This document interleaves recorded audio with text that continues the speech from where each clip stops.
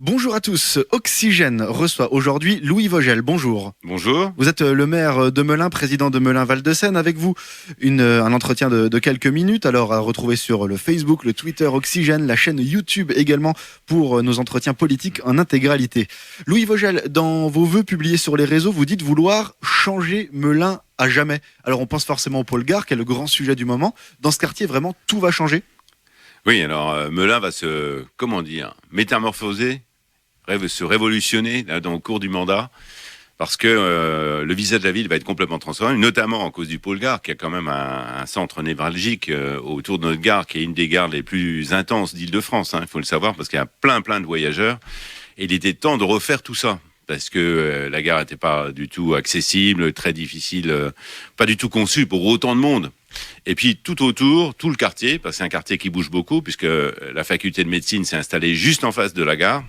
Et aussi, on va y installer des filières technologiques, le CNAM, l'UTEC, l'Université technologique de Compiègne. Donc on a plein de choses qui vont se trouver là, parce que c'est central. Et donc c'est un chantier 160 millions d'euros, c'est un des gros chantiers d'Île-de-France, qui aura pour objet non seulement de modifier la gare elle-même, pour qu'elle puisse recevoir tous ses voyageurs, mais de modifier tout ce qui l'entoure. Il y aura un hôtel, des restaurants, des services, on pourra travailler à distance, des espaces de coworking, une conciergerie. Enfin, c'est la vie d'aujourd'hui autour de la gare. Et tout ça, ça va se faire là. Ok, Voilà. et pourquoi vouloir changer vraiment ce pôle Gare et le rendre, vous le dites, moderne, etc. Mais qu'est-ce que ça va apporter dans le quotidien des habitants? Ça va leur apporter beaucoup, parce que je crois qu'une gare accessible dans laquelle on puisse bouger, et je pense pas seulement aux personnes qui ont des difficultés, je pense aux femmes qui doivent aller à leur travail, aux femmes enceintes, je pense aux seniors, je pense à tous ceux qui doivent aller travailler. Vous savez, le mieux c'est si l'accueil est bien fait. Je pense à la sécurité autour de la gare aussi. Un quartier complètement rénové, je pense que c'est une des choses qu'attendent les Melunaises et les Melinais. Vous pensez que ça peut faire réduire l'insécurité? Parce que c'est vrai qu'on a beaucoup de faits divers autour de la gare de Melun. Bien sûr, et vous dites rénover, c'est augmenter la sécurité. C'est une des règles de base en matière de sécurité. Quand quelque chose est en bon état, c'est propre, il y a de la visibilité, et bien la sécurité, elle suit. D'ailleurs, je ne sais pas si vous avez remarqué, mais la police intercommunale des transports intervient très souvent, de même que la police municipale, à la gare. C'est une de nos priorités, parce que c'est le premier visage qu'offre la ville. Quand vous arrivez à Melun, il faut que vous soyez bien accueillis. La gare, c'est le point d'entrée.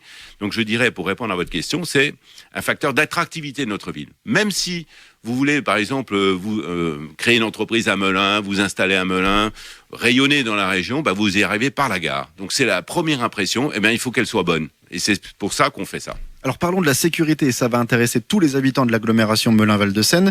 Vous parliez de la police intercommunale des transports, vous voulez faire une police intercommunale tout court. Ouais. Et récemment, des décisions ont été prises, votées notamment au conseil municipal de Melun. Alors, question simple pour les gens, quels effectifs et quel armement pour cette police? Ouais. Alors, déjà, commençons par la police municipale. Vous savez, j'ai fait passer la police municipale de 16 à 40 postes. On a beaucoup de mal à recruter parce qu'il y a une concurrence des villes pour recruter des policiers. Notre problème, c'est pas la création de postes, c'est le recrutement. Mais quand ça bouge sur un territoire, comme ce qu'on est en train de faire à Melun, ça va nous faciliter les choses. Ensuite, on s'est rendu compte que la délinquance a changé de niveau. Il y a des bandes maintenant. Si vous envoyez une voiture de police, elle revient pas, elle va à l'hôpital. Il faut changer de braquet. Et donc, une autre constatation, c'est que la criminalité, la délinquance, s'arrête pas aux frontières d'une commune.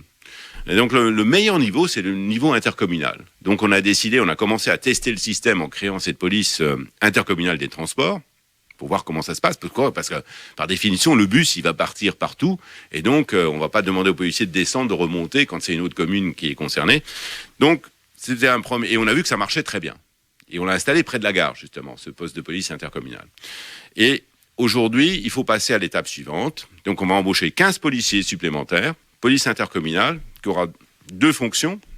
Dans les petites communes, où il y a maintenant de plus en plus de délinquance, parce que, évidemment, comme il y a des polices dans les grandes villes, il n'y en a pas dans les petites communes. Donc, pour qu'ils aient une police à disposition, c'est le maire qui a le pouvoir de police. Il fait appel à cette police intercommunale, et donc elle viendra, et il aura une police alors que normalement, il n'en avait pas. Et pour les grandes communes, Bien sûr, ça nous permettra de renforcer les effectifs pour les grosses opérations qui sont de plus en plus nombreuses dans la journée. Et surtout, la nuit, il y aura toujours il y a toujours des gens de garde qui veilleront à ce que dans les grandes communes, on couvre tout le champ temporel. Et donc, la police sera toujours à disposition. Et on pourra l'appeler, elle viendra. Police armée ? Bien sûr, armée. Vous ne pouvez plus recruter aujourd'hui de policiers si vous ne les armez pas. Parce qu'ils risquent leur vie aussi. Ça ne veut pas dire qu'on est chez les cow-boys, mais c'est préventif, même pour les policiers. Et ça reste une police municipale, intercommunale, c'est pas la police nationale, parce que les missions ne sont pas tout à fait les mêmes.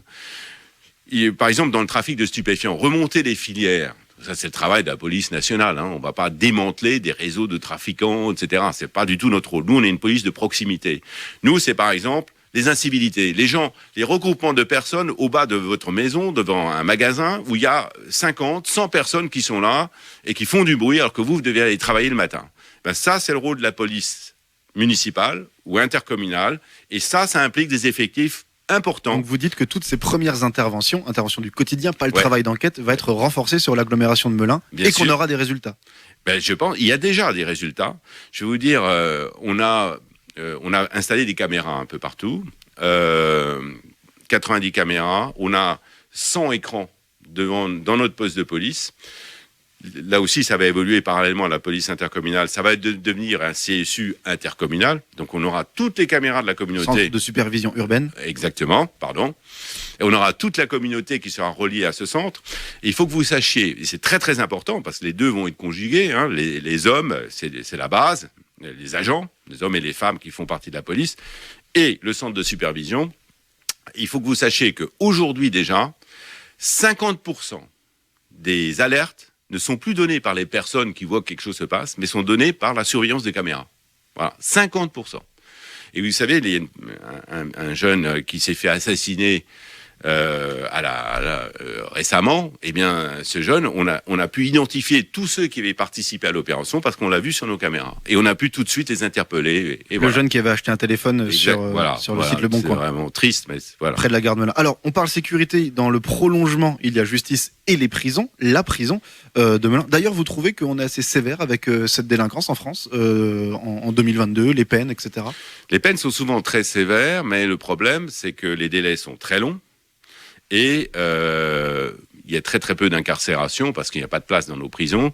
Donc il y a un problème, la relation police-justice. Parce que ça ne sert à rien, vous voyez, d'arrêter les gens, de les interpeller, s'il n'y a pas une suite des opérations. Et je pense que les moyens de la justice viennent d'être augmentés, et il était grand temps de le faire. Il faut poursuivre dans ses voies, parce que c'est un peu le parent pauvre. Mais ça fait 40 ans que ça dure. C'est vrai. Et notamment la construction de prisons, de places de prison. Alors ça n'a pas forcément été réalisé pendant le quinquennat par rapport aux promesses initiales, mais à Melun, on a celle de l'île Saint-Étienne qui doit être enlevée, si on peut le dire comme ça, même si ça se fait pas d'un coup de baguette magique, pour en créer une plus grande, 300-400 places de plus, c'est ça, sur le nord de Melun, sur Crisnois, la commune de Crisnois. Il y a une forte opposition localement de la mairie, certaines associations collectives d'habitants. Vous souhaitez vraiment que ça aille au bout ? Alors, moi, j'ai usé je sais pas combien de gardes des Sceaux, vous avez raison de dire, ça fait très longtemps, il y a un plan prison, parce qu'il n'y a pas assez de places de prison, il faut que les prisonniers vivent quand même dans des conditions honorables. Donc, il y a un plan prison en France, c'est des prisons de 600-700 places, et on les construit un peu partout. Donc, moi, quand le garde des Sceaux m'a contacté, j'ai dit que j'étais tout à fait d'accord pour recevoir une prison, puisque j'en avais une, à condition qu'on me déménage celle qui était au cœur de Melun, qui coupait la ville en deux, qui est une prison d'autrefois, qu'on ne va pas pouvoir rénover, en plus elle est classée en grande partie, et qui est notre cœur de ville. Donc il faut absolument qu'on fasse quelque chose, et qu'on fasse une prison ailleurs. On a fait le tour de l'ensemble de la communauté d'agglomération. Finalement, il n'y avait pas de localisation adéquate. Et finalement, il s'est trouvé qu'il y avait un terrain adéquat. Les conditions sont très strictes. Il faut une surface minimale, il faut que ça soit bien placé, etc. Dans la communauté de communes voisines, parce qu'il y avait une ZAC qui n'était pas utilisée. Donc, il y a eu un accord entre l'État et cette communauté de communes. Alors, le maire de Crisnois n'est pas d'accord, mais enfin, ça se règle entre la commune de Crisnois et sa communauté de communes. En tout cas, il y a un accord entre l'État et la communauté de communes pour dire que la prison pourrait s'installer là-bas. Et c'est bien sûr pas une nouvelle prison, mais ça s'accompagnera du déménagement de la prison de Melun. C'était ça notre condition dès l'origine. On veut pas 2 prisons, on veut une prison moderne qui soit à la fois adaptée aux prisonniers et qui nous permette, nous, de faire quelque chose d'autre en plein centre-ville de Melun. Et donc, c'est une prison de 1000, comme vous le disiez, ça va pas être les 600, 700 places, du plan prison, ça va être en plus 300, 400 places qui permettent de déménager la prison de Melun. Donc ça part il y a l'enquête publique est ouverte, ça part dans la bonne direction et je suis bien sûr content de pouvoir récupérer. Alors ça n'appartient pas à la commune, le terrain, ça appartient à l'État, mais c'est une deuxième étape, tout ça. Alors que voulez-vous faire de l'île Saint-Étienne? Je vais pas. C'est une question. Que voulez-vous faire? Elle est trop forte cette question parce que le terrain m'appartient pas. Il va falloir discuter avec le ministre de la Justice de ce moment-là. Vous savez, la prison, le calendrier maintenant, c'est 2027. Parce qu'il y a 5 ans de travaux, donc il faut déménager. Nous avons quelques idées, mais nous avons le temps de voir ce qu'on va faire. Et ça va se faire en concertation avec l'État, qui est le propriétaire de ces terrains. Mais je pense que on pourra trouver un accord avec l'État. Voilà. Alors, vous parlez de 2027, effectivement, l'horizon lointain, vous le travaillez au niveau intercommunal, communautaire, avec le projet d'agglomération 2030. La concertation est terminée. Il y avait eu les élus dans un premier temps, le grand public dans un second temps. Vous avez réuni les maires récemment, conférence des maires. Que retenez-vous des échanges et des propositions des habitants? D'abord, on a complètement mobilisé tout le monde. Vous savez que à l'agglomération, vous savez combien de personnes ont participé, combien d'élus ont participé à ce travail? 500. 500. C'est pas seulement les élus communautaires, c'est les élus de tous les conseils municipaux de la communauté. Je les remercie. Et aussi bien de la majorité que de l'opposition. Il y a un vrai débat démocratique. Souvent on dit, on a parlé de choses, c'est pas de la politique politicienne, on a parlé des projets. Un hôpital, je prends l'exemple de l'hôpital, il n'y a pas de couleur politique. Il faut le faire et il vaut mieux qu'il soit fait chez nous. C'est pour ça qu'on se bat. Donc pour moi, c'est ça la ligne. Donc 500 personnes ont travaillé sur ces projets. Énorme. Il y a eu 50 réunions. Il y a eu, on a sorti de là 150 propositions chiffrées, parce que le tout, c'est pas de proposer des choses, il faut savoir si on peut les faire en fonction de notre budget. Il faut être réaliste aujourd'hui. La politique théorique, idéologique, ça n'a pas de sens. Donc, on a préparé tout ça. Après, on s'est dit, maintenant, voilà ce qu'on peut faire, voilà ce à quoi on a pensé, les moyens techniques, on les a pour le faire. On s'adresse à la population. On a fait 4 réunions, on a fait des réunions interactives de concertation. Il y avait des ateliers, on présentait les projets, ils ont modifié les projets. Maintenant, ça se présente comme ça. Il y a une proposition avec la réaction des personnes qui ont participé, ou la réaction soit sur Internet, soit dans les réunions publiques. Donc, vraiment, c'est un projet, c'est un projet partagé entre nous tous et pas partagé théoriquement. Donc, ça a donné, il y a 3 grands axes. Il y a bien sûr l'attractivité. Il y a, nous, il faut qu'on attire, il faut qu'on crée des emplois ici pour que les personnes puissent travailler sur place au lieu d'aller travailler ailleurs. Il faut qu'on soit attractif, d'où l'importance de l'accueil à la gare et d'où l'importance de la fonctionnalité de la gare. Ça, c'est une chose. Ensuite, il y a la transition, le cadre de vie, la transition écologique. Il faut que les gens puissent bien vivre ici. Et que nos habitants soient contents. Et on a quelques atouts quand même. C'est pas la banlieue grise avec plein de béton, etc. C'est pas ça chez nous. Il y a de la verdure. C'est fantastique la richesse qu'on a aux portes de Paris. Et puis la troisième chose, c'est la cohésion. Il faut qu'on puisse vivre les uns avec les autres, ensemble. Et là, il y a les aspects, bien sûr, sécurité, mais pas seulement. Il y a les aspects éducation, culture. Il y a l'éducation jusqu'au dernier niveau. Il y a par exemple tout ce qui est enseignement supérieur, c'est géré par l'agglomération. Et donc il faut la sécurité fait partie de ça. Vous avez parlé de police intercommunale. Donc vous voyez, il faut à la fois qu'on attire, qu'on tienne compte de la préservation de notre patrimoine environnemental, et puis qu'on crée du lien entre les gens. Et juste un mot sur sur 2 choses, pour pas ignorer ça. La culture, on a fait l'opération le Louvre, qui est venu chez nous.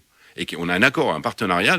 Par exemple, il y a quelques semaines, il y a le directeur du département d'art graphique qui est venu commenter des œuvres d'art. Vous voyez, il y a 10 000 personnes, la culture, il y a 10 000 personnes qui ont profité de l'opération Le Louvre chez vous d'une façon ou d'une autre. Il y a 250 familles qui ont eu des œuvres d'art chez elles. Parce que pour nous, l'idée, il y a aussi une idée derrière tout ça, c'est la culture dans les rues, la culture dans la ville. Et on va poursuivre dans ce sens. Notre nouveau cinéma, ça va pas être simplement un cinéma, ça va être des salles mises à disposition pour recevoir plein de choses, des conférences, des cabaretiers, des festivals. Il faut qu'on arrive à visibiliser Melun. Et le cinéma qui va ouvrir... Alors ça, c'est une question importante, on nous en parle beaucoup. Parce qu'on trouve qu'on a un cinéma Saint-Jean, un peu vieillot à Melun en ce moment. Ouais. Là, vous nous dites c'est un cinéma neuf, moderne, c'est quoi, 4 salles? 4 salles, place Saint-Jean, ouverture dans 2023, prévue, avec beaucoup de lieux de rencontre entre les gens. Ça va au-delà du cinéma, et peut-être le moyen de créer quelque chose à cet endroit qui permettra de visibiliser Melun. Parce que Melun n'est pas assez connu. Il faut qu'on sache qu'il se passe des choses chez nous. On ne le sait pas assez. Et puis, il y a un autre aspect, c'est le sport. On va beaucoup investir dans santé-sport.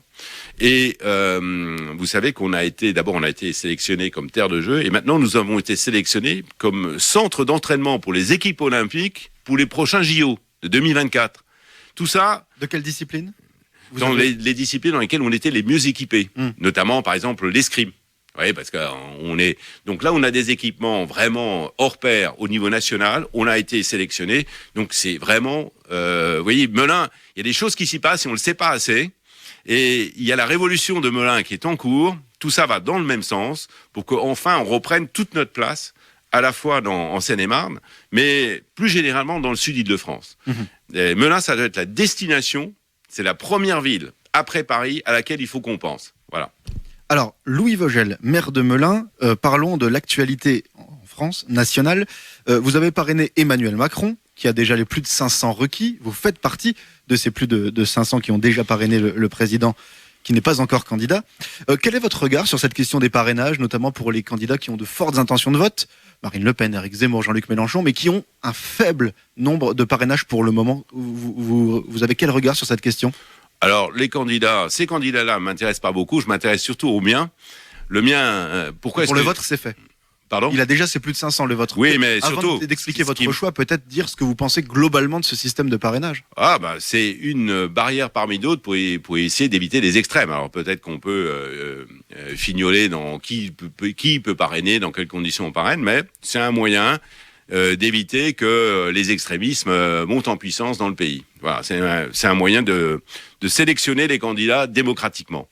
Alors, moi, ce qui m'intéresse surtout, c'est pourquoi ? Parce que je pense qu'Emmanuel Macron, ce sera le meilleur président. Je suis absolument convaincu de ça. Ce sera le meilleur président, j'espère qu'il sera élu, ce sera le meilleur président que la France puisse avoir. Parce que il nous faut un président aujourd'hui courageux. Vous savez, on arrive à un moment un peu crucial pour notre pays, dans tous les domaines. Si on veut peser sur la scène internationale, si on veut retrouver tout notre rôle, il y a un domaine qui est le mien, c'est le domaine de l'enseignement supérieur et de la recherche. On voit bien, je vous donne quelques exemples, on voit bien qu'il y a moins de publications aujourd'hui qu'il y en avait avant, que notre place en nombre de publications dans le monde diminue. On voit aussi qu'il y a des nouvelles puissances qui apparaissent, notamment la Chine. On voit aussi que parfois on n'écrit pas dans les derniers domaines, où on ne fait pas de recherche dans les derniers domaines. Dans les domaines, on l'a vu avec la pandémie, nos laboratoires n'ont pas réussi à sortir les vaccins à temps. Il y a des choses à faire. Le quantique, c'est un domaine d'avenir. L'intelligence artificielle, c'est un domaine d'avenir. Il faut qu'on développe des programmes nationaux dans ces domaines. On a énormément de moyens. On a beaucoup plus de laboratoires que d'autres pays, mais il faut qu'on organise tout ça pour qu'on retrouve notre place, qu'on joue un rôle. Pourquoi Emmanuel Macron pour ce dont vous parlez parce qu'il n'aura pas peur. Très clairement, c'est très objectif. D'abord parce que je pense que c'est quelqu'un qui a une vision, et on a besoin de ça. Et il n'aura pas peur de prendre des décisions. Vous savez, c'est facile de gouverner en ne faisant pas grand-chose. C'est très difficile de gouverner en prenant des décisions qui sont des changements radicaux. Parce qu'on ne fait jamais plaisir à tout le monde. Je suis obligé de vous poser une question. Ouais. Ça fait 10 ans qu'Emmanuel Macron est au pouvoir, soit comme secrétaire général adjoint de l'Élysée, soit comme ministre de l'économie, soit comme président. Ouais. Est-ce qu'il y a eu des avancées ? Vous dites que beaucoup de choses manquent. Or, ça fait 10 ans je suis obligé de vous poser la question pour être objectif. Oui, mais bien sûr. Écoutez, dans tous les domaines, il y a des choses... Souvent, les choses ne se voient pas. Je vais parler de ce que je connais le mieux.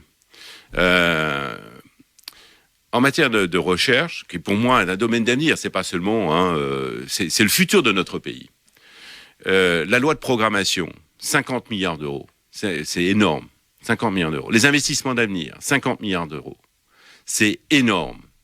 Il faut, au total, donc on a 50 milliards d'euros. C'est 25 et 25. On a 50 milliards d'euros qui sont orientés vers des programmes de recherche qui doivent nous permettre d'aller dans la bonne direction. Vous vous rendez compte ? Avoir le courage de mettre autant d'argent là-dessus. Regardez nos étudiants. Ce qui s'est passé pendant la pandémie. Et quand même, on s'est rendu compte qu'il y avait beaucoup de précarité. Il y a eu plein d'efforts qui ont été faits par Emmanuel Macron. Hein, on a mis beaucoup d'argent. On s'est rendu compte d'un tas de choses auxquelles il faut remédier. Vous savez, les repas à 1 euro, on a vu qu'il y avait notre système de bourse, il faut le revoir. Il faut donner envie à beaucoup de nos jeunes, il faut leur donner les moyens de faire des études dans de bonnes conditions. On s'est rendu compte qu'il fallait développer l'engagement étudiant sur les campus. Il fallait s'occuper de l'étudiant complètement. Il faut lui trouver des jobs sur campus, comme dans toutes les universités modernes. On a investi dans des chantiers de campus nouveaux. Tout ça, ça se voit pas beaucoup, hein, mais c'est notre pays de demain. Et c'est ce que Emmanuel Macron est en train de préparer. Et moi, j'y crois. Vous faites partie de sa campagne ? Je fais partie de sa campagne. Oui, je suis, justement, je vous parle d'enseignement supérieur de recherche, je suis le relais. Donc, à l'écoute du terrain, pour avoir des remontées de terrain, pour que le programme ne se construise pas, top-down, mais bottom-up. Hein. Il faut qu'on construise un programme à partir de ce que les gens souhaitent, les professeurs souhaitent, les étudiants souhaitent, les agents de nos universités, nos centres de recherche souhaitent. Il faut que tout ça aille dans la même direction. Les parents souhaitent. Donc Louis Vogel nous annonce que Emmanuel Macron est candidat. J'aimerais bien pouvoir vous pas l'annoncer. Voilà. Merci Louis Vogel d'avoir pris le temps de nous répondre. Merci à vous. Au revoir.